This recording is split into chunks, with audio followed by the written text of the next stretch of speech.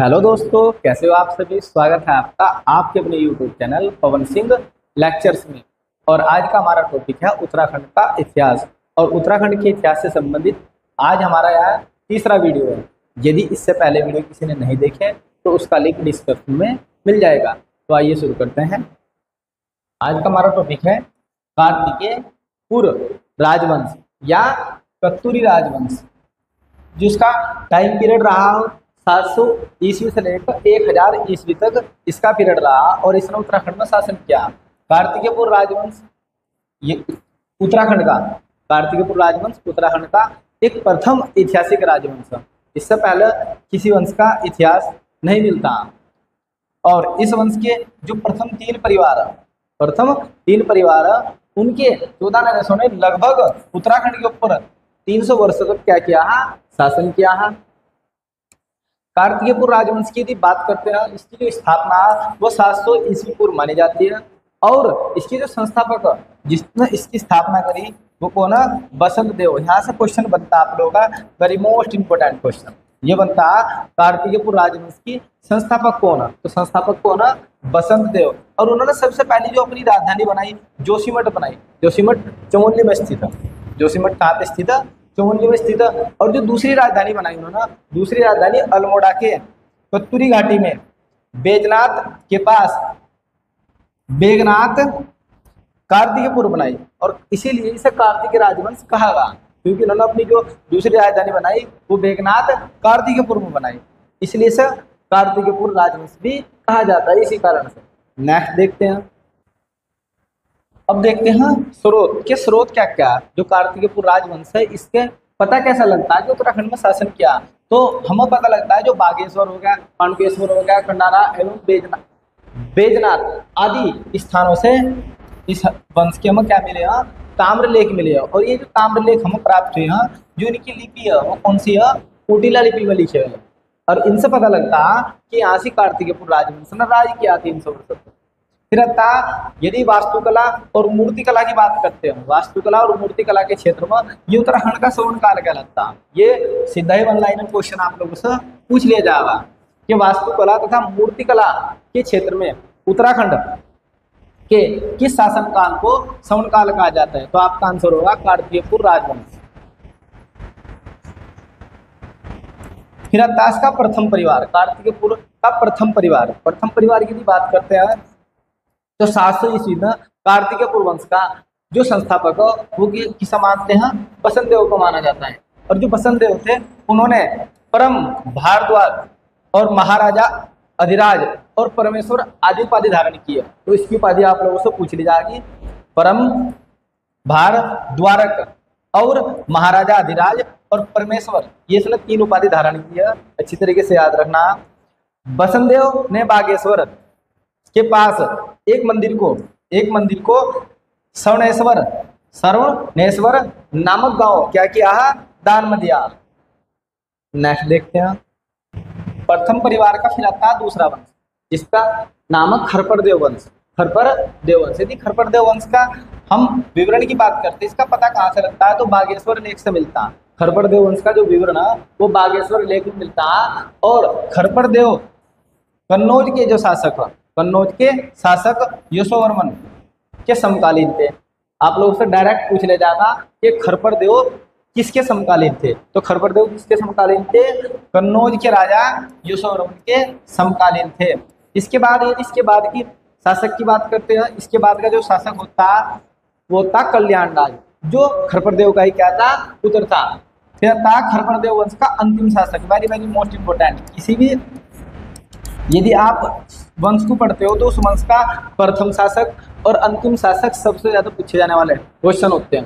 तो आप लोगों का खरपड़ का अंतिम शासक कौन था, त्रिभुवन राजा था। अब आता है इसका द्वितीय परिवार। नेक्स्ट देखते हैं द्वितीय परिवार आता है निंबर वंश के जो संस्थापक है वो निंबरदेव को माना जाता है। निंबरदेव शैव धर्म के, कौन से धर्म के, शैव धर्म के अनुयायी थे। निंबर वंश का सर्वाधिक उल्लेख पांडुकेश्वर के ताम्रलेख में प्राप्त होता, जो कौन सी भाषा में थे, संस्कृत भाषा में। एक बार फिर से वेरी वेरी मोस्ट इंपोर्टेंट है यहाँ से, निम्बर वंश का सर्वाधिक जो उल्लेख वो पांडुकेश्वर के ताम्रपत्र से मिलता है, और जो किस भाषा में लिखे थे, संस्कृत भाषा में लिखे हुए थे। नेक्स्ट देखते हैं। नेक्स्ट, निम्बर वंश को शत्रुहंता, निम्बर वंश को शत्रुहंता कहा जाता है। शत्रुहंता का मतलब होता है शत्रुओं का नाश करने वाला। ये अपने शत्रुओं का क्या करते थे, नाश कर देते, उन्हें मार देते थे, इसलिए ना शत्रुहंता कहा जाता है। निम्बर वंश के बाद उसका जो पुत्र इष्टगण देव शासक बनता, और इसने समस्त उत्तराखंड को एक सूत्र में बांधने का प्रयास किया। वेरी वेरी मोस्ट इंपोर्टेंट, यहाँ से आप लोगों का क्वेश्चन बनेगा, कौन सा ऐसा शासक है जिसने उत्तराखंड को एक सूत्र में बांधने का प्रयास किया है? तो आपका आंसर हो जाएगा इष्टगण। आपका आंसर क्या हो जाएगा, इष्टगण। इष्टगण ने उत्तराखंड को एक सूत्र में बांधने का क्या किया है, प्रयास किया है। और इष्टगण के बाद जब इष्टगण की मृत्यु हो जाती है तो उसका पुत्र शासक बनता है, जिसका नाम होता है ललित सूर्यदेव। ललित सूर्यदेव शासक कब बनता है, लगभग 832 ईस्वी के आसपास ये शासक बनता है। और ललित सूर्यदेव ये निम्बर वंश का सबसे प्रतापी राजा। आप लोगों से क्वेश्चन पूछ ले जाएगा डायरेक्ट वन लाइनर के निम्बर वंश के सबसे प्रतापी राजा कौन है? तो निम्बर वंश के सबसे प्रतापी राजा कौन है, ललित सूर्यदेव। और ललित सूर्यदेव एक ऐसा शासक जिसके ताम्रपत्र सबसे अधिक प्राप्त हुए। ये भी क्वेश्चन पूछ ले जाएगा, कौन से राजा के सबसे अधिक ताम्रपत्र यानी कि तांबे के लेख प्राप्त हुए? तो किसके प्राप्त हुए, ललित सूर्यदेव के सबसे अधिक। यहाँ पे लिखा सर्वाधिक ताम्रपत्र लेकर ललित सूर्यदेव के प्राप्त हुए। फिर आता ललित सूर्यदेव पांडुकेश्वर ताम्रपत्र में मगन धरती के उद्धारक के 12वें अवतार 12वें अवतार के समान बताया गया है। नेक्स्ट देखते हैं। ललित सूर्यदेव के बाद उसका जो पुत्र होता है वो शासक बनता है, उसका पुत्र बनता है भूदेव। भूदेव आगे राजा बनता है, और भूदेव एक ऐसा शासक था जिसने बौद्ध धर्म का बहुत विरोध किया। किसका, बौद्ध धर्म का। ये भी बहुत बार क्वेश्चन पूछ लिया जाएगा, वह कौन सा राजा है जिसने बौद्ध धर्म का विरोध किया? तो इसने बौद्ध धर्म का क्या किया है, विरोध किया, बौद्ध धर्म का विरोध किया है। और बैजनाथ मंदिर का क्या करा इसने, निर्माण। दोनों ही क्वेश्चन यहाँ से वेरी मोस्ट इंपोर्टेंट है। यहाँ से आप लोगों से पूछ लेता है ऐसा कौन सा राजा है जिसने बौद्ध धर्म का विरोध किया? तो ये भूदेव। भूदेव ने बौद्ध धर्म का विरोध किया, और इसी ने बैजनाथ मंदिर का क्या किया, निर्माण। फिर इसके बाद आता है सलोड़ आदित्य वंश। ये इसका तीसरा वंश, ठीक है। सलोड़ आदित्य वंश की स्थापना इक्षरदेव ने की थी। इसके बाद शासक आता है सुभिक्षर राजदेव। के बाद ऐसा माना जाता है कि इसके किसी वंश ने इसकी जो राजधानी है, इसकी राजधानी, क्योंकि इसकी राजधानी क्या थी, कार्तिकेयपुर। और ये कार्तिकेयपुर कहाँ थी, अल्मोड़ा में। लेकिन किसी ने इसकी जो राजधानी है वो गोमती घाटी में क्या कर दिया, स्थानांतरित की है। फिर आता गुरु, यहाँ पे थोड़ी सी टाइपिंग मिस्टेक है, उसके लिए खेद है। फिर आता गुरु शंकराचार्य। गुरु शंकराचार्य ये एक भारत के महान दार्शनिक और धर्म प्रवर्तक थे। शंकराचार्य का आगमन उत्तराखंड में कार्तिकेय राजवंश इष्टगण के समय हुआ। Very very most important question, यहाँ से डायरेक्ट पूछ ले जाएगा कि शंकराचार्य का आगमन उत्तराखंड में किसके शासनकाल में हुआ? तो किसके शासनकाल में हुआ, इष्टगण के। इसके शासनकाल में, इष्टगण के शासनकाल में गुरु शंकराचार्य का आगमन उत्तराखंड में हुआ। नेक्स्ट देखते हैं। आदि गुरु शंकराचार्य ने पूरे भारत के अंतर्गत 4 मठों की निर्माण किया, जिसमें पहला मठ ज्योतिर्मठ। ज्योतिर्मठ के बाद आता है पुरी मठ। पुरी के बाद आता है संगेरी, और फिर आता है द्वारिका। तो ये 4 मठ जिनकी स्थापना आदि गुरु शंकराचार्य ने 820 ईस्वी में, यहाँ से थोड़ा सा टाइपिंग मिस्टेक है, 820 ईस्वी में केदारनाथ में अपनी देह को क्या किया है, त्याग दिया। वेरी वेरी मोस्ट इंपोर्टेंट, ये क्वेश्चन आप लोगों से पूछ ले जाएगा। आदि गुरु शंकराचार्य ने अपनी देह कहाँ पर त्यागी? तो केदारनाथ में। यदि पूछ ले जाए कब त्यागी, तो 820 ईस्वी में। फिर आता कार्तिकेयपुर राजवंश का प्रशासन व्यवस्था किस प्रकार की, क्योंकि इसके 3 परिवार हमने पढ़ लिए हैं, जो मुख्य 3 परिवार है जिन्होंने लगभग 300 वर्षों तक शासन किया। अब इसकी शासन व्यवस्था, सबसे पहला था प्रांतकपाल। प्रांतकपाल वे व्यक्ति होते जो सीमाओं की रक्षा करते हैं, इनके बॉर्डर्स जो होते हैं उनकी रक्षा करने वाले व्यक्तियों को प्रांतकपाल कहा जाता। फिर आता घटपाल, ये क्या करते हैं, जो गिरिद्वारों के रक्षक होते हैं, गिरिद्वारों के रक्षक घटपाल कहलाते हैं। जबकि फिर आता वरमपाल, जो वरमपाल होते हैं ये व्यक्तियों पर क्या करते हैं, निगरानी, व्यक्तियों पर निगरानी रखने वाले व्यक्तियों को वरमपाल कहा जाता। फिर आता नरपति। नरपति क्या होते हैं? नदी घाटियों पर आगमन की सुविधा व कर वसूलना। ये क्या करते हैं? नदी घाटियों पर घूमते और वहां से जो व्यक्ति आना जाना उन्हें सुविधा प्रदान करते उनसे कर वसूल लेते। फिर आता पैदल सेना। पैदल सेना को बोलते नायक गोलमित्र। फिर आता अश्वरोही। अश्वरोही जो अश्व का मतलब होता है घोड़ा, यानी कि जो घोड़े की सेना होती है उसका सबसे प्रमुख होता है, यानी कि घोड़े किसके अंडर में होंगे, ठीक है, अश्व किसके अंडर में होंगे, उसका सबसे बड़ा जो अधिकारी होता है उसको बोल देते हैं अश्वबल अधिकृत। नेक्स्ट देखते हैं।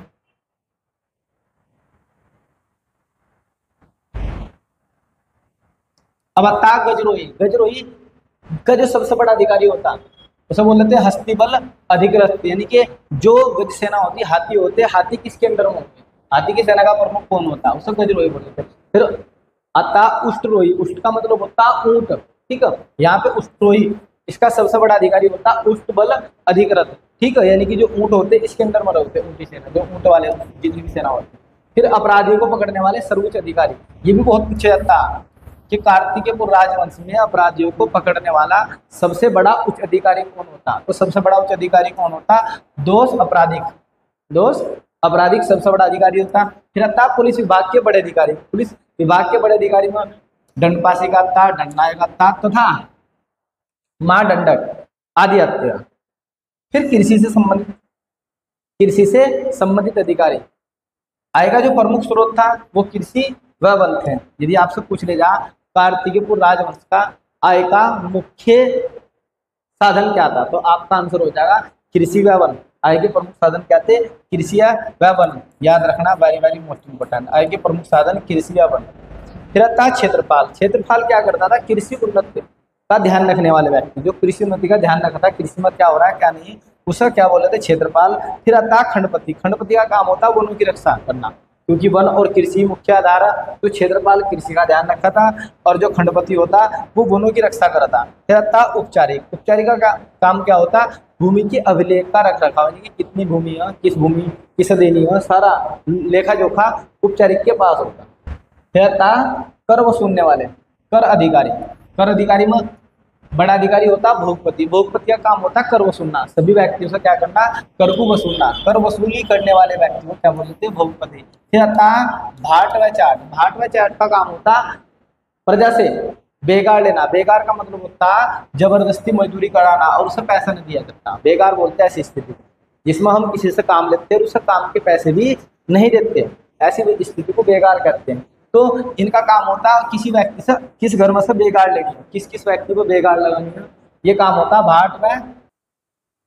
देखो भाई यहाँ पे आता है जो लक्ष्मी दत्त जोशी है, लक्ष्मी दत्त जोशी के अनुसार जो कार्तिकेयपुर के राजा थे वे कहाँ से आए थे? अयोध्या से। इनका मानना ऐसा, जबकि जो बद्रीदत्त पांडे है, बद्रीदत्त पांडे कहते हैं कि ये सूर्यवंशी थे। जो कार्तिकेय राजवंश के राजा हैं ये क्या है? सूर्यवंशी मानते हैं। और इस वंश के शासकों की जो राजभाषा क्या है? Sanskrit. Very very most important. यहाँ से आप लोगों से डायरेक्ट पूछ जाएगा कि कार्तिकेयपुर राजवंश की जो राजभाषा है वह क्या? तो राजभाषा आप लोग क्या है? यहाँ से संस्कृत। और लोक भाषा, लोक भाषा मतलब जो लोग बोल रहे थे, ठीक है, जो उनके लोग बोल रहे थे वहाँ पाली भाषा। तो दोनों ही भाषा याद रखनी है। जो राजभाषा वह क्या है? संस्कृत, और लोक भाषा क्या थी? पाली। तो दोनों याद रखनी अच्छी तरीके से। फिर कार्तिकेयपुर जो राजवंश था यही मध्यकाल में कत्तूरी शासन कहला। कत्तूरी शासन, अब देखते हैं मध्यकाल का कत्तूरी शासन। मध्यकाल में एक नए राजवंश का उदय होता है। मध्यकाल में एक नए राजवंश का उदय होता है जिसे एटकिसन ने कत्तूरी राजवंश का, ठीक है। एक बार पुनः है, मध्यकाल में एक नए राजवंश का उदय होता है जिसे एटकिसन ने क्या कहा? कत्तूरी राजवंश कहा है। इस राजवंश की जो जानकारी है वो हमें स्थानीय लोक गाथाओं से मिलती है। स्थानीय जो लोक गाथा है, जो लोग बताते हुए जागर प्रथा से मिलती है। एक बार फिर से, इस राजवंश की जो जानकारी है वो स्थानीय लोक गाथाओं व जागर प्रथा से हमें प्राप्त होती है। अधिकांश इतिहासकारों के अनुसार, यदि हम अधिकांश इतिहासकारों की बात करते हैं तो कत्तूरी राजवंश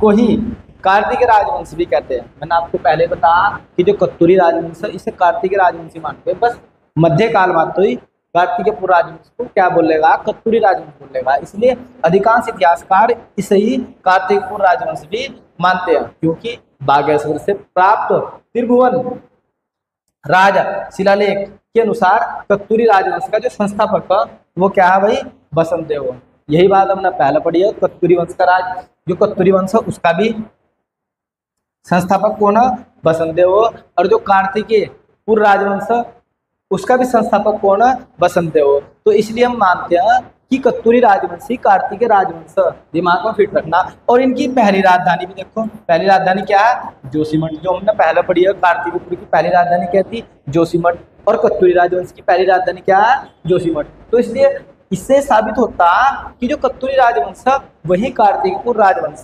ये दिमाग में अच्छी तरीके से फिट करना, मिस्टेक बिल्कुल नहीं होनी चाहिए।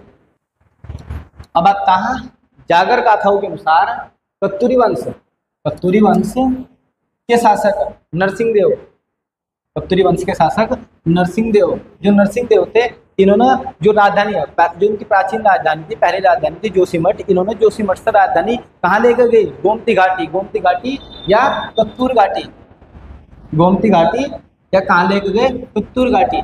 इसीलिए इस वंश को मध्यकाल में कत्तूरी राजवंश कहेगा। क्या कहेगा, कत्तूरी राजवंश, क्योंकि जो नरसिंह देव थे इन्होंने राजधानी कहाँ ले गए, गोमती घाटी या कत्तूरी घाटी में ले गए। तो कत्तूरी घाटी के कारण इन्हें कत्तूरी वंश कहा गया। नेक्स्ट देख लेते हैं। कत्तूरी वंश लोक गाथाओं के अनुसार, किसके अनुसार, लोक गाथाओं के अनुसार। जो लोगों ने कहा, जो लोगों ने बात बताई उन्हें बोलते हैं लोक गाथा। तो लोक गाथाओं के अनुसार कत्तूरी राजवंश की स्थापना अशांति देव, किसने करी है, अशांति देव ने की है।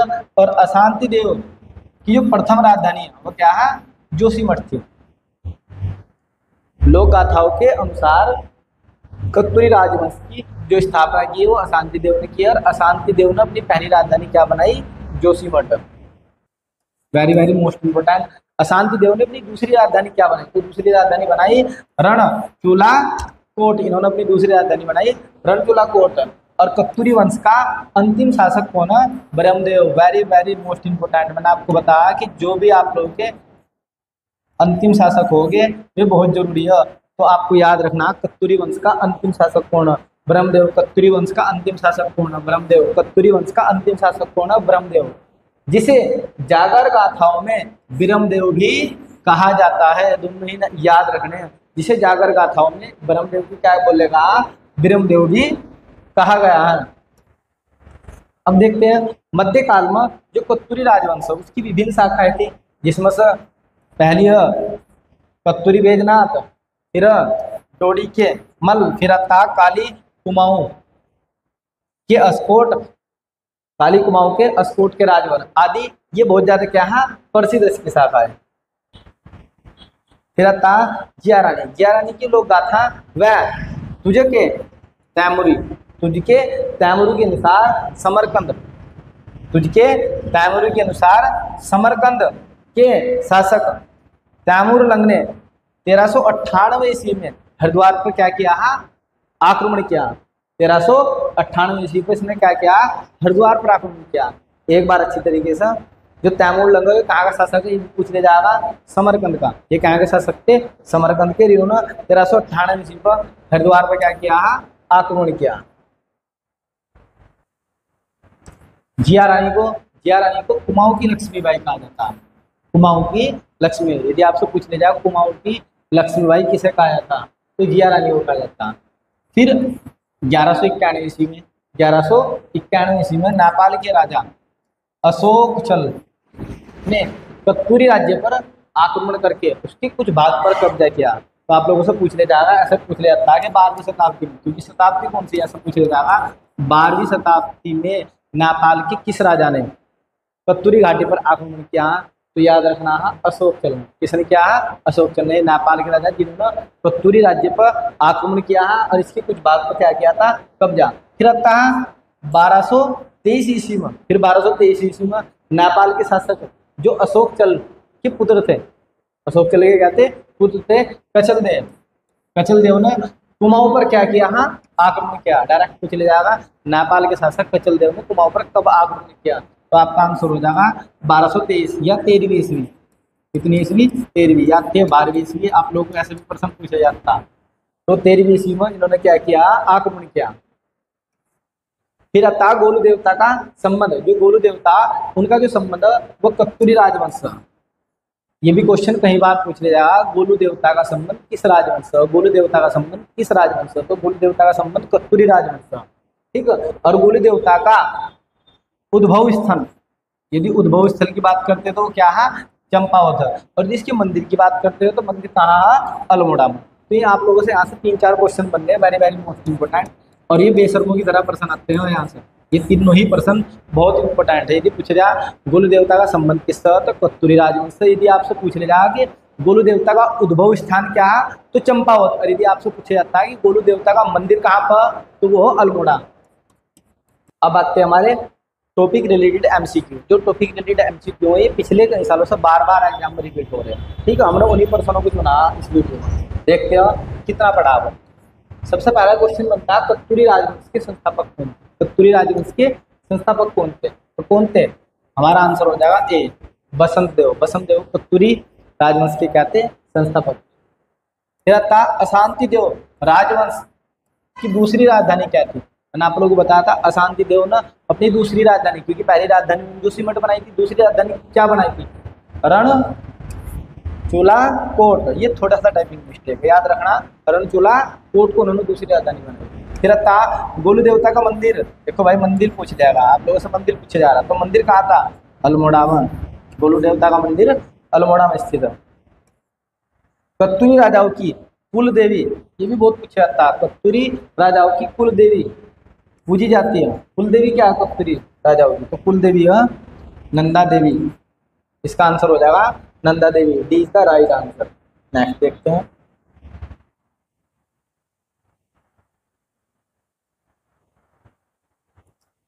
तैमूर ने जो समरकंद का शासक था, इसने हरिद्वार पर कब आक्रमण किया? तो इसका आंसर हो जाएगा डी ऑप्शन, 1398। फिर था गोलू देवता का उद्भव स्थान। तो गोलू देवता का उद्भव स्थान क्या था भाई? तो आंसर हो जाएगा Champawat. A option is the right answer. Next देखते हैं। प्राचीन काल में अस्कोट राजधानी थी। जो अस्कोट थी वो किसकी राजधानी थी? शकों की, कत्तूरी राजवंश की, पुनित राजवंश की, या चंद्रवंश की? तो किसकी थी यह राजधानी? कत्तूरी राजवंश की। नेक्स्ट देखते हैं। कार्तिकेयपुर राजवंश का अंतिम राजा कौन था? जो कार्तिकेयपुर राजवंश है, इसका अंतिम राजा कौन था? अंतिम राजा था ब्रह्मदेव। अंतिम राजा क्या था? ब्रह्मदेव। ब्रह्मदेव को क्या बोला जाता है? विरमदेव भी बोला जाता है। ये भी याद रखना।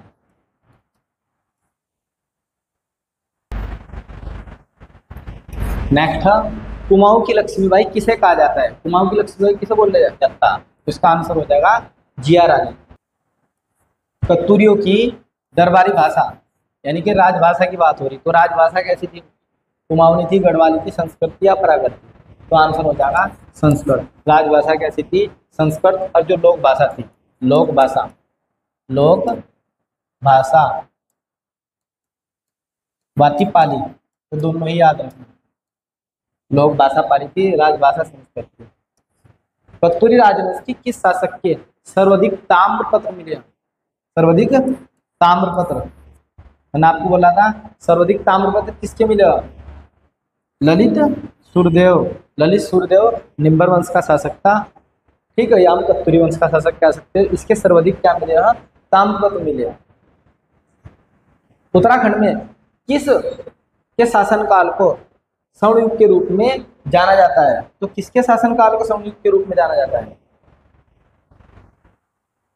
तो आंसर हो जाएगा कत्तूरी राजवंश। D is the right answer. आज की वीडियो में इतना ही।